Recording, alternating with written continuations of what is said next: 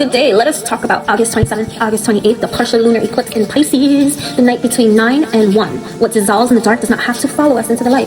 So either way, thank you for tapping in, turning on, tuning in with I, Enchantress the Traveler, on our evolutionary, revolutionary rise of a high that is happening right now at this moment in time. And beautiful souls, here we are again, back here, speaking moons, but this time we are meeting her somewhere between an ending and a beginning, okay? And I mean that in more ways than one, because on August 27th, right, we're moving into the early hours of August 28th. We're going to experience a partial lunar eclipse in Pisces, right? And yes, you're probably seeing everywhere blood moon, blood moon, blood moon all over your timelines, right? And even on my pages, right? But okay. But before we go floating off into the ethers, let us get grounded in what is actually happening, right? This is not technically a total blood moon. This is an extraordinarily deep partial lunar eclipse. Right? Approximately 93% of the moon's diameter enters Earth's umbral shadow, right? Meaning she almost disappears completely into it, okay? Almost, but not quite. And I find the symbolism of that perhaps even more interesting than the totality, okay? Because how many experiences in our lives exist exactly there? Almost finished, almost forgiven, almost released, almost understood, almost healed, almost ready, almost gone. That tiny remaining sliver sometimes tells us, right, more about ourselves than the 93% we have already released, right? Because perhaps the question underneath this eclipse is not simply, what are we letting go of? Perhaps is what remains when we thought we had already let go. Because Pisces, right, knows something about remnants, right? Emotional residue, memory, dreams, energetic impressions, right? The things that technically ended, but somehow continued living inside of us. And that is where things start getting really interesting, right? Because this eclipse, right, is occurring with the moon in Pisces. Who got heavy Pisces in their chart? I do, my moon, right? Okay, either way, it's opposite the sun in Virgo, right? That's what it means, right? Water facing earth, surrender facing structure, intuition staring directly across the cosmic table at analysis, right? And neither one is the enemy. No. Because that matters. Because sometimes spiritual conversations make Virgo sound like the controlling one who simply needs to let go. While Pisces gets painted as the enlightened mystic, floating peacefully downstream though, right? No. We need them both, right? Pisces without Virgo can become a dream with no container, right? And Virgo without Pisces can become a container with nothing alive inside of it. So one asks us to trust, the other asks us to use discernment. One says feel, the other says look again. One dissolves, the other defines, right? And one understands that we cannot control everything, while the other reminds us that surrender does not eliminate responsibility. And somewhere between them, we discover something extraordinarily human. The wisdom to know what is ours to change, right? And the wisdom to know what is ours to release, right? And maybe that is the real threshold of this eclipse, right? Because this moon arrives approximately 4 degrees in Pisces, and I want to play with the vibration of 4 for a moment, okay? Because we like to do that here, okay? Not because a number controls our destiny, because numbers give us another symbolic language through which we can contemplate the moment. So 4 builds, right? 4 creates foundations, right? 4 gives form, right? 4 says, where are the legs underneath the table? Where are the walls underneath the roof, right? And where's the practice underneath the philosophy, right? And where's the behavior underneath the belief? And isn't it interesting, right, that this Pisces moon, this water, this surrender, this dissolution, right, arrives through the doorway of 4, right? Almost as though the story whispers, before something dissolves, look at the structure that has been holding it in place. Because patterns have architecture, right? So let's think about that, right? A relationship pattern has architecture. A money pattern has architecture, right? A family pattern has architecture, right? A self-worth pattern has architecture. A habit has architecture. I can keep going here, okay? And even suffering can develop architecture, right? The thoughts, the routines, the reactions, the people we keep returning to, right? The explanations we keep repeating, right? The behaviors we have practiced so many times. They begin to feel like a personality. And perhaps Pisces is not arriving to wash our entire life away. Perhaps Pisces is washing around the foundation, so we can finally see which structures are still standing because they are strong, and which ones are standing simply because we have been afraid to knock them suckers down, right? And then right now, we get to the numbers that fascinated me the most, right? Because this eclipse begins for many of us on the night of August 27th, right? And it carries across midnight into August 28th, right? Never mind, when you find yourself here, you find yourself here, right? But either way, August 27th, 2026. Let's reduce this numerologically to 9. And 9 is all about completion, right? It's wisdom integrates, right? So it's the final number before the cycle returns to 1, right? 1, right? So 9 understands something that 1 does not know yet, right? 9 has lived, 9 has accumulated, 9 has loved, 9 has lost, 9 has walked around the wheel long enough to recognize the pattern. And then mid-eclipse, right? The clock crosses midnight, August 28th, right? And that complete date reduces to 1, beginning, identity, initiation, the first breath, the first step, right? The point, the seed, the I am. Do you see why I find this so beautiful? We literally enter the eclipse through 9 and emerge through 1. Completion into initiation and ending, crossing midnight into the beginning. Oh, spirit moves through me, bro. Right? And then there's no 0 between 9 and 1 in numerology. There's simply the turn, the threshold, the moment one cycle completes and another becomes available. But here's where I want to be careful, right? Because spiritual language sometimes makes endings sound far prettier than they actually feel. We say release, we say let go, right? New beginning, next chapter, blah, blah, blah, and all this blah, blah, blah, stuff, right? And meanwhile, somebody's sitting there thinking, but do you understand that I loved that chapter? Do you understand that I wanted that relationship? Do you understand that it's hard to let go? Do you understand how hard I worked for this career? Do you understand how much of myself exists inside this thing that you were casually telling me to release? And that's Pisces. I know Pisces really well, right? Because Pisces does not ask us to pretend an ending does not hurt. Pisces gives grief a seat at the table, right? And Pisces understands that something can be complete and still be loved, right? Something can be wrong for our future and still have been meaningful to our past. And someone can have taught us something extraordinary, right? And still not belong in the next chapter. A dream can die without the dreaming part of us dying with it, right? And maybe liberation is not always screaming, I am free, right? No, sometimes liberation is crying while we close the door, right? Because we finally understand why it cannot remain open, right? That is liberation, right? That is still evolution, right? That is where I want us to separate another idea I keep seeing online, right? This language of soul contracts expiring, right? Maybe that symbolism resonates with you, maybe it does not, right? But I do not want us to use spirituality to romanticize remaining attached to people who repeatedly hurt us, right? We don't need to believe something was cosmically contracted to betray ourselves, right? In order to learn from betrayal. You don't need that, right? We do not need to turn every unhealthy relationship into some mystical karmic assignment to justify why it happened, right? Sometimes the lesson becomes sacred because of what we create from it. Sometimes meaning is not something hidden inside the womb waiting for us to discover it. Sometimes meaning is something consciousness creates afterward, right? And that puts our power back where I believe at least it belongs, right? Within our own participation, within our own awareness, within our choices, right? Because remember what we talked about during the Leo solar eclipse, right? The portal was never somewhere outside of us. And now Pisces answers, neither is the ocean. We carry it. It's memory, it's emotion, right? It's imagination, it's intuition, it's grief, it's compassion, right? It's fear, it's our dreams, it's the unconscious, right? All of it moving underneath the visible surface of who we think we are. And lunar eclipses symbolically take us there, right? Not because the moon reaches down from the sky and makes us cry. Maybe you got Pisces in your chart, maybe you are sensitive. But I know some Pisces that are not sensitive. But either way, that's neither here nor there. That's not what this is about, right? Either way, lunar symbolism has always given humanity a language for cycles, right? It's emotion, memory, instinct, right? The unconscious, and the parts of life that wax, wane, disappear, and return, right? And an eclipse interrupts that rhythm.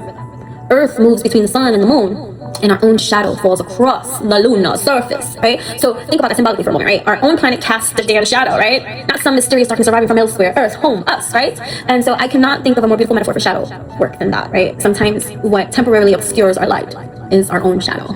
It's not punishment. It's not a curse. Not something doing, not somebody doing witchcraft on you, right? Not the universe plotting against you, right? Shadow. Something we have not seen, something we have not integrated, right? Something we have projected, something we have avoided, something that belongs to our own story, right? But maybe has been standing outside the light of our own awareness. And when the shadow moves, the moon is still there, right? So that's important, right? The shadow never destroyed the moon, it only changed what we can see. And perhaps there are parts of ourselves that were never actually lost either, right? Only obscured, right? And now something begins moving, right? Who's swimming? Right? Anyways, because this is not simply a Pisces moon whispering softly into the water, right? There's a wild card standing nearby. Uranus, and Uranus is in Gemini. Right? So now that story changes too, because Pisces says, I feel something, while Virgo says, I need to understand it, right? And Gemini says, well, guess what? I have information for you. And then Uranus says, not the information you expected.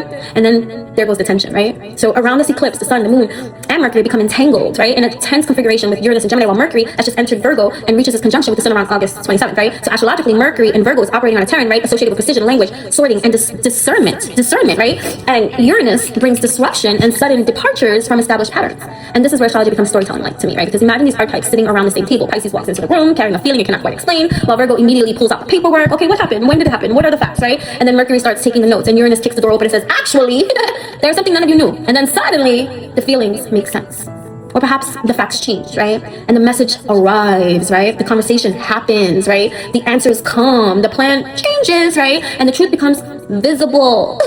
Or we just simply realize it's an epiphany moment, like, oh, okay, I have been asking the wrong damn question. That's what I always say too, right? Like, sometimes we don't know the answer because we haven't asked the right question yet, right? And that can be Uranian too, right? Revelation does not always mean somebody exposes a secret. Sometimes the revelation is just internal. The event did not change, we did. As within, exudes out, that's what it's all about, right? And suddenly, something we tolerated last Tuesday, we cannot tolerate today, okay? Something we desperately wanted 6 months ago does not fit anymore. And something we thought that was maybe rejection looks like redirection, right? And something we thought was failure now looks like freedom, right?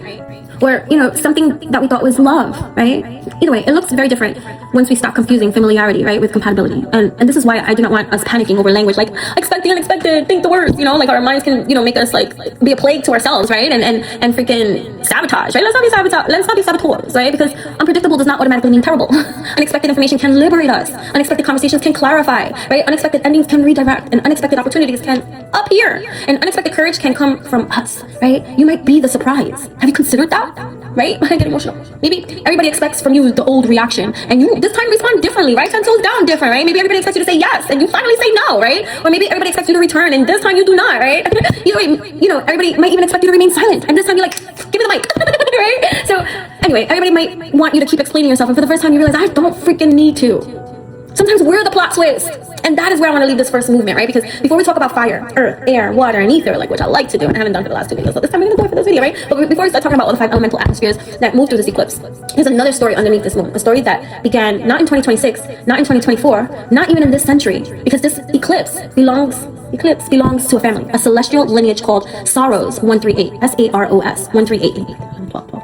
And this story begins more than 500 years ago, right? In 1521, right? This is a family of eclipses, right? That has been moving deeper and deeper into Earth's shadow, right? NASA's catalog places this eclipse in Saros 138, a series that began in 1521 and stretches across many centuries, right? And so this particular eclipse stands remarkably close to a threshold, which makes our movement from 9 into 1, from ending into beginning, from Pisces dissolution into Virgo's discernment even more interesting. Because sometimes, right, we think we are experiencing one isolated moment, and then we pull the camera backwards, right, and realize we are standing inside a pattern much older than the moment itself, right? And that is where the story becomes delicious. I'm gonna eat it up, okay? The family of the eclipse, right? It's about echoes, right? It's closing one story while another one begins, right? And this is where the story gets very interesting, right? Because it doesn't stand alone. It belongs to this family that I'm telling you about, right? A repeating pattern. And I love this part because it reminds us that even eclipses have this ancestry, right? It has history. They return in rhythm, right? They echo themselves across generations. I'm sorry, I have to take that. Okay, either way, right? This happened long before us, right? Long before our parents, right? Long before our grandparents, right? This eclipse family had already begun tracing its path through the sky. And on August 27th, right? We are meeting one chapter of that much larger story, right? And so NASA identifies this eclipse as number 30 of 83 in Saros 138. And this one is especially fascinating because it is an extremely deep partial eclipse, right? The moon goes almost completely into Earth's umbral shadow, right? But not entirely, like the way that we said in the beginning, right? So it's almost total, almost completely swallowed by the shadow that we were talking about, right? It's that almost threshold. And that's important. And this kind of reminds me of like the versions of ourselves that we meet, right? Or the parts of ourselves that we say like not yet, right? But there's still something here, right? And or when we're coming from the 9 to the 1 and we're back at the beginning, but because healing is rarely linear, right? Or time is not linear, everything spirals, right? It visits. It's just like another doorway into our consciousness, right? And that's why I don't like to say, oh, history simply like repeats itself, right? I think sometimes history rhymes, right? The previous eclipse in the same Saros family happened in August of 2008, and before that, another return came in 1990, right? So either way, I'm not saying anything for you to go search, and you can go look this all up yourself, right? To look for identical events and all this and see what was going on, you know, in our earthly realm. This is not how I wanted to do that or how I want you to see it. But if you're old enough to remember, I want you just to ask yourself, like, if you were around in those time frames, 1990, 2008, right? In those years, like, what you can ask yourself questions like, what was changing around you during those times, right? What was changing inside of you, right? What did belonging mean to you then? What did the freedom mean? What did identity mean, right? What were you learning about in your relationships, right? In your family, in your work, in your security, right? In your independence about yourself. And maybe nothing obvious connects. That's okay, but maybe something does, right? The point is not prediction, the point is observation, right? Because when a pattern returns, we can also ask, right?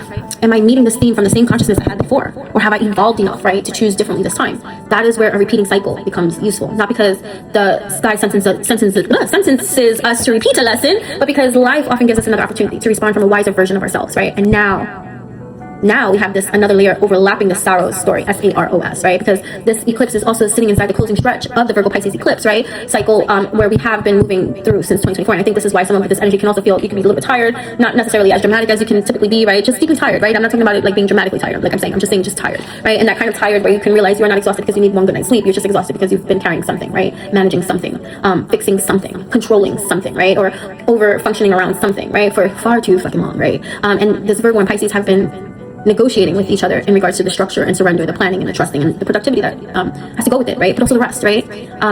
Analysis and our intuition, right? The service and our self-erasure, right? Discernment and our compassion, right? And so this Pisces eclipse feels like one of those closing questions, right? In that long conversation, what have I been trying to manage, right? What am I finally willing to stop carrying? Right? Because there is a difference between responsibility and over responsibility, right? There's a difference between helping and rescuing everybody, right? There's a difference between loving and self-abandoning, right? And there's a difference between being prepared and trying to control every possible outcome. And beautiful Pisces eventually says, you cannot control the entire ocean. You can learn how to swim, float, right? That's different. And maybe that's just the wisdom here, right? Not surrender as helplessness, surrender as a relationship, right? Relationship with timing, relationship with reality, right? Relationship with uncertainty, relationship with the fact that sometimes, you know, we do not get all the information before we have to make the next choice. And this eclipse makes that especially interesting because Mercury is in Virgo, right? Its own sign, right? So it's about bringing discernment, detail, analysis, and language into the story. And while Uranus in Gemini introduces unpredictability and sudden shifts in information, Mercury is also closely aligned with the sun, sharpening the symbolism around insight and realization, right? So we have a strange little cosmic conversation happening, right? Pisces says, feel it. Virgo says, check it, right? And Mercury says, name it. And then Uranus says, but be prepared for something to change. right? And so maybe our wisdom lives in holding all four, right? Not forcing ourselves to choose between intuition and logic, not assuming feeling is irrational, and not assuming analysis has to be cold, right? And not assuming either that a surprise is automatically a disaster, but learning to let these different ways of knowing speak to one another, because sometimes the body knows first, right? Then the mind catches up, right? And sometimes the mind sees the pattern first and the heart finally accepts it, right? Sometimes the information arrives last and everything we were feeling beforehand suddenly makes sense, right? That's how the transits intermingle for me, right? Not as planets barking orders down to us, right? But as archetypes, different languages, different parts of consciousness sitting at one table, right? And so with this eclipse, the table is crowded. Pisces brings the dream, Virgo brings the details, Mercury brings the words, Uranus brings the interruption, right? And the eclipse itself turns the lights down a notch so we can notice what becomes visible in the dark. And while this Virgo Pisces story is reaching toward closure, another storyline has already begun, right? The lunar nodes have shifted into the Leo Aquarius axis. So we already felt that opening under August 12th Leo solar eclipse, right? So right now, we're standing between two stories. One says, finish this. The other says, become this. And one is asking, what are you ready to release? While the other one is asking, what are you ready to contribute? Right? One is dissolving while the other is forming. And I do not think we need to rush across that bridge, right? Sometimes the most sacred place is in the in-between, right? The place where the old identity has loosened up a little bit, right? But the new one has not fully formed yet. That can feel uncomfortable. We want labels, answers, directions. We want to know, right? What's happening next, right? Who am I now, right? Where's this going, right? Pisces says, maybe you do not need all of that right now, right? Maybe you just simply need enough trust to stop rebuilding what is already trying to dissolve. And this is where I want to bring in our elements, right? Not as separate, like horoscopes. We're not looking at it like that, right? No, just as 5 atmospheres moving through all of us. Because we all contain fire, we all contain earth, we all contain air, we all contain water, and we all move through ether. So, fire says, do not force movement simply because stillness makes you uncomfortable. The urge to act can be powerful, but not every ending needs an immediate replacement. Sometimes fire's wisdom is not ignition. Sometimes it's restraint. So let the ashes cool before deciding what needs to be rebuilt. Oh, my little bird friend's here. Hold on. I love when my animal kingdom friends visit me. It makes me so happy. Either way, we're finishing up a fire. So Earth, right? Earth says, look at what your actual life is showing you. Not what you hope is happening. And not what you fear is happening. But what is actually happening, right? What does the bank account say? What does the calendar say? What does your body say? What does your relationship consistently show you, right? And what does your business actually need, right? Ground the intuition in evidence, right? And ground the evidence into compassion. Then we have air, right? Air says, pay attention to the story that you are telling about what is ending and what is beginning, right? Because language shapes experience, right? So be mindful of the words that you speak, right? As within exudes on out, and that's what it's all about. And that which you say is, you create it. You know what I'm saying? So there's a big difference, like between I failed and that chapter completed, right? There's a difference between I lost everything and I'm learning what I no longer need to carry, right? There's a difference between I have no idea what I'm doing, right? And I am standing somewhere I have never stood before, right? Air reminds us that sometimes changing the sentence changes the room we are standing in, okay? And then water says, let it move, cry, feel it, remember, grieve, love what was, bliss what matters or mattered. Do not build a permanent home inside an emotion that came here to pass through you, right? Water knows how to move through obstacles, right? Water knows how to soften stone, right? Water knows that surrender does not mean disappearing. It means staying fluid enough to keep becoming. And then ether, right? Ether says, do not fill the in-between too quickly. There's intelligence in emptiness. There's information in silence. There is possibility in the space created after release. And sometimes we panic when something leaves and immediately rush to replace it, right? Another person, another job, another project, another distraction, another identity, right? So ether's asking, what if the empty space itself is part of the medicine? What if you are not missing something? What if you're just making room? And this is where the number story comes back. 9, right? Crossing midnight into 1, completion, into beginning, right? But notice what happens between them, right? Midnight, that strange threshold that is neither yesterday nor fully tomorrow. A moment where one date has ended and the next has just begun. That's ether, right? The pause, the breath, the space between exhale, right? And inhale.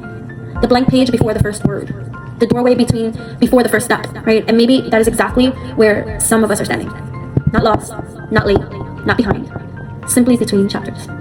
And if that is where you are, do not rush yourself out of it. Because sometimes the in-between is where we finally hear ourselves clearly enough to know what belongs in the next chapter. And what absolutely does not, right? And perhaps this is where we stop trying to figure out exactly what the eclipse is going to do, right? And begin asking, what are we going to do with whatever it reveals? Because we can know the degrees, we can know the nodes, we can understand the transits, we can know the Saros family, S-A-R-O-S, right? And we can understand Virgo, Pisces, Mercury, Uranus, and all these elements and the number of vibrations and all of it, right? We can know all of that. But eventually, right, we have to come back down here into the body, right? Into the house, into the relationship, into the bank account, into the work that we do, into the choices that we make, into the life that we're actually living. Because this is why I love astrology, because it gives us language, right? Language becomes wisdom only when we know what to do with it, though. And under this eclipse, I do not think that the assignment is to become obsessed with looking for something dramatic to happen. I actually think that can make us miss the quieter revelations, because not every eclipse arrives banging on the door, right? Sometimes it just whispers something we can no longer unhear. Sometimes we just wake up, something feels complete. There's no explosion, no betrayal, no catastrophe, no cosmic lightning bolt. Just enough, right? Enough can be one of the holiest words we ever learn. I have explained enough. I have waited enough. I have carried enough. I have questioned myself enough. I have tried to make something fit. Wait, enough, right? Or perhaps I have hidden enough. I have procrastinated enough. I have doubted myself enough. I have survived long enough, and now I'm ready to live differently. Anyways, that is why I do not want us treating this Pisces eclipse as some celestial eviction notice, right? Waiting to see what the universe comes and takes away. No, because release can also be voluntary. We can participate. We can recognize something has completed its purpose and stop trying to resuscitate it simply because we are frightened of the space it leaves behind. And that word, purpose, matters, right? Because sometimes we believe that if something ended, it must have been meaningless. But that's not true, right? Some things are meaningful because they have ended. Some relationships teach us how deeply we can love, while others teach us what love is not, right? And some careers too can teach us what we are capable of, right? While others reveal what we refuse to spend another decade doing, right? And some friendships walk beside us for 20 years, and others meet us at one intersection, hand us something we've needed, and disappear around the next corner, right? Some dreams become destinations, others become bridges. And Pisces really understands this, right? Pisces is the final sign with, apparently, I don't like to say final, first, beginning, and all this kind of stuff, but it's human talk anyways, right? So Pisces is considered to be the final sign of the zodiac, the 12th one, the ocean where all the rivers eventually meet. So there's something so beautifully appropriate about a lunar eclipse here asking us, what are you willing to return to the ocean? Not throw away, not hate, not pretend it never mattered, but return. There's a difference, right? Because release does not always require rejection. Sometimes we can just say, I loved this. I learned here. I lived there. I became here. And now I leave here. That is enough. Right? And perhaps that is what the vibration of 9 is trying to teach us as we enter this eclipse. Completion does not erase experience, it gathers it, right? 9 does not arrive empty-handed. 9 carries everything the cycle taught it, which means when we cross into the vibration of 1, we are not actually beginning from nothing, right? We are beginning from wisdom. And I think that distinction changes everything. Because people can say, oh, start over, as though we somehow return to 0. But we never return to 0. We bring the discernment, we bring the experience, the mistakes, the memories, the boundaries now in place, right? The tenderness that comes from it, the knowledge that comes from it, the scars left behind from it, right? The skills we've learned from it, the humor that we learned to freaking have because you gotta have it, right? And the strength, the resilience, the parts of ourselves that we discovered because something did not go according to plan. We bring all of it. So maybe this is not starting over, maybe this is starting wiser. And that's the bridge between 9 and 1. 9 says, take the wisdom, and 1 says, now walk. While Pisces reminds us we do not have to know the entire road, and Virgo tells us we should probably just know the next step. So there's this balance, right? You do not need the whole map, but maybe you need to make the appointment, right? You do not need to know where the relationship will be 5 years from now, but maybe you need to have the honest conversation, right? And you do not need to know exactly how the business becomes successful, but perhaps you need to stop talking about creating it and create the first thing, right? You do not need to know exactly where you will live forever, but maybe you need to start exploring what home means to you now, right? You do not need to understand the entire healing journey, right? Maybe today you simply just stop returning to the place that keeps reopening the wound. Right? Pisces gives us that vision, and Virgo asks for the next practical movement with that vision. And somewhere between those two, faith becomes participation, right? Because I still believe what I said underneath our Leo eclipse, right? Manifestation without participation is just wishing, right? And Pisces adds another layer to it, right? Surrender without discernment can become avoidance, right? So we need both trust and participation, intuition and observation, right? Spirit and matter, mystery and responsibility. And maybe that is why the eclipse moving from 9 into 1 feels so beautifully timed, because we're not being asked to drag the entire old cycle into the new one. We are being asked to extract the wisdom and leave the weight. Take the lesson, but leave the punishment, right? Take the memory, but leave the obsession. Take the love, but leave the self-abandonment. Take the discernment and leave the bitterness. Take the dream and leave the version of the dream that no longer fits. Take all that has expanded you and leave what keeps reducing you. That is freaking alchemy. Not pretending pain was beautiful. No, and not pretending everything happened for a reason, but becoming conscious enough to decide what we create from what happened. That is where our agency lives, right? And maybe over these next few days, instead of asking, what is this eclipse bringing me? We ask something different. What is this eclipse helping me recognize? Right? Because what has already completed? What has already been completed that I'm trying to continue? And what truth keeps returning after the noise stops? And where am I confusing control with safety? Right? And where am I confusing familiarity with alignment? And where am I confusing compassion with obligation? Where am I confusing my intuition with fear? And perhaps even more importantly, what am I afraid will happen if I finally let this go? There might be the real conversation in all of that, right? Because sometimes we're not afraid of losing the thing, we're afraid of meeting ourselves without it. Who am I without this relationship? Who am I without this title? Who am I without being needed? Who am I without being angry anymore, right? Who am I without the struggle I have spent years overcoming, right? Who am I if I actually succeed? Who am I if I stop telling the story? Who am I when the identity built around surviving something is finally allowed to live, right? That is a very Pisces question, right? Because Pisces dissolves boundaries. And sometimes the boundary being dissolved is the one between who we have been and who we are becoming. And this is where ether returns. That beautiful space between 9 and 1, between what was and what will be, right? So do not be afraid of that space. Do not immediately decorate it either. Do not immediately feel it with another person. Stop that shit. Another promise too, another project, another explanation, another spiritual label, another distraction. Leave some room. Let the room breathe. Air that sucker out, open the windows, right? Because an empty space is not always evidence that something is missing. Sometimes it's just evidence that something finally moved, you know? And remember, our moon almost completely covered, but not completely, right? A sliver remains. And eventually, Earth's shadow does move. The light returns. Not because the moon fought the darkness, not because it manifested harder, not because it proved itself worthy of illumination. The shadow just simply passed. There's wisdom in that too, right? Some things require action, some things require patience, some things require endings, some things require beginning again, right? And some things require enough consciousness to recognize that this too shall pass, right? So like, you don't have to remain the same person when it does either. That is the opportunity, that is the evolution, that is the revolution, right? Not controlling every cosmic current around us, but becoming increasingly conscious of how we navigate ourselves through it. So underneath this Pisces lunar eclipse, right? I do not decree that everything I desire must arrive. I do not decree that every person who leaves must return. I do not decree that the universe rearranges itself according to my expectations. My decree is different. I am willing to see what I am ready to see. I am willing to feel without becoming consumed by what I feel. I am willing to release without erasing what the experience taught me. I am willing to trust what I cannot control while taking responsibility for what I can. Right? I am willing to leave behind the weight without leaving behind the wisdom. I am willing to enter the unknown without abandoning myself. I am completing consciously. I am beginning wisely. I am the 9 becoming the 1, and so it is. Right, beautiful souls? We entered this eclipse through the vibration of completion. And somewhere beneath the shadow, we crossed the midnight. 9 became 1. Yesterday became tomorrow. The ending became a threshold. And perhaps nothing outside of us changed in that exact second. But that has never been the only place transformation happens, right? Sometimes the timeline changes because we do. One realization, one boundary, one conversation, one release, one choice. One conscious decision that the person walking into tomorrow, right, does not have to keep repeating yesterday. So when the shadow passes and the moon returns fully to our sight, remember the light was never destroyed. It was obscured. And, you know, so we're parts of us. Anyway, that's what I have for you guys. Thank you for stepping in, turning on, tuning in with us. Enjoy just about. Till next time. Bye.